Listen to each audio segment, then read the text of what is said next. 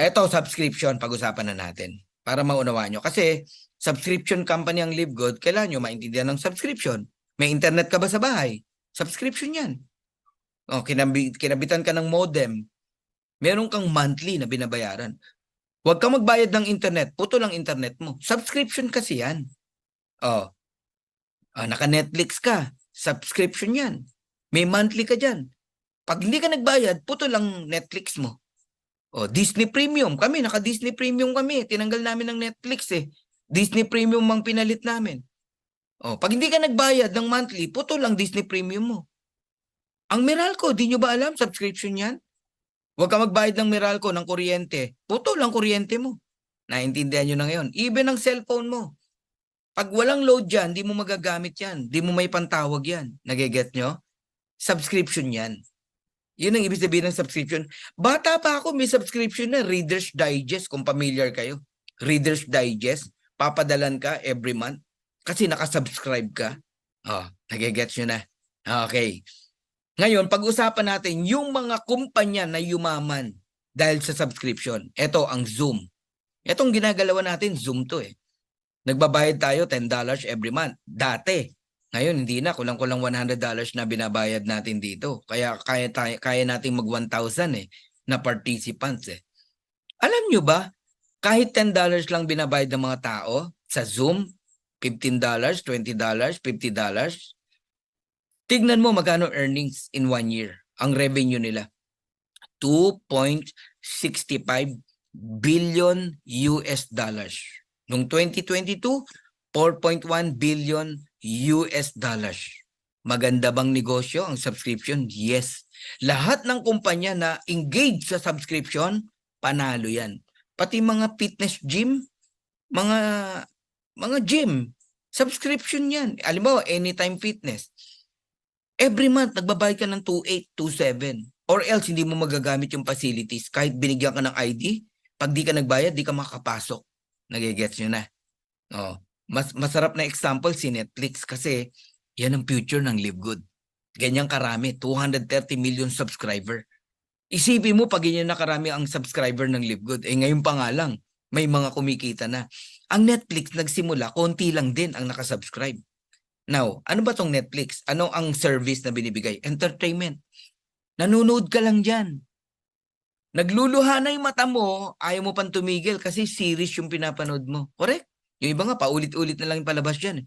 Bayad ka ng bayad dyan every month. May income? Walang income. Pero okay lang sa'yo. Isipin mo, walang income, okay lang sa'yo. Bayad ka ng bayad. Kasi na-entertain ka, yun lang. Tapos sa LiveGood ngayon, nangihinayang ka. Bakit? Kasi di mo naintindihan kung ano talaga essence ng membership. Ang unang benepisyo mo as a member ng LiveGood, organic products, bumili ka, gumamit ka, nabibili mo ng napakababang halaga, factory price. Halimbawa itong essential oil, magkano natipid natin? Lumalabas to 1 plus 5. Isa lang yung binayaran mo, libre yung 5. Sipin mo yun? Yun yung essence ng club membership.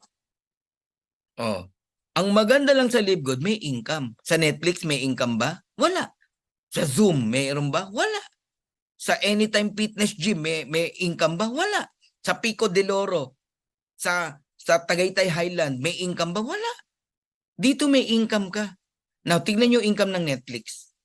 Kahit sabi mong $9.95 lang ang binabayaran ng mga tao kay Netflix. 29.52 billion noong 2021 US dollars. Noong 2022, 31.47 billion US dollars. Kasi ang dami nang nag-subscribe. Kaya ako na-excite, Crisanta, sa Pongan. Isipin mo, one day, ang subscriber ng LiveGood, 230 million. Di yun ang kinikita ng LiveGood, 31 billion. Etong pinagkaiba natin kay Netflix. Si Netflix, sinolo niya yung income na 31 billion dollars. Si LiveGood hindi. Generous. Yung kalahati ng 31 billion pagdating ng araw, rest, o RAI, yung kalahati, yung 16 billion, ibabalik sa'yo, sa akin, sa ating lahat. Habang yumayaman ang LiveGood, yumayaman din ang mga affiliate member. Alam nyo, maunawaan nyo lang to. Wala nang question para hindi mo ipagpatuloy yung subscription mo. Costco, another club membership. 59 million members household. 107 million card holders. 88% worldwide renewal rate. Ang taas. Ibig sabihin, sila din hindi perfect, no? May 12% na hindi na nagre-renew ng kanilang subscription sa Costco. Kaya, meron ba sa inyo na hindi nagtutuloy? It's normal. Ganun po talaga. Hindi yan mape-perfect. Huwag kang masasaktan. Ang importante, mas marami yung nagtutuloy. 88% worldwide renewal rate. Sipin mo. Magkano kinikita ng Costco? 3.5 billion US dollars sa membership pa lang.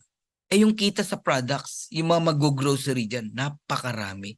Kaya alam nyo, kung maunawaan nyo lang ang LiveGood, pwede kang kumita sa products. Lalo na pagdating ng araw, may warehouse na tayo at napakarami na nating products. People buying LiveGood products, kumikita tayong lahat. Sipin nyo po yun. Kahit hindi ka nagbenta, pwede kang kumita. Ay, yan ang di pa nakikita ng iba, no? Yun pang club membership with subscription, with dividends. Yun po ang essence ng subscription, no? Now, tanungin ko po kayo, anong negosyo ng Costco? Di ba club membership? Anong negosyo ng LiveGood? Club membership. Anong negosyo ng Netflix? Di ba subscription? Anong negosyo ng LiveGood? Subscription. Ang tanong, yumaman ba ang Costco? Yumaman ba ang Netflix? Yes. Di payaman din tayo dito sa LiveGood.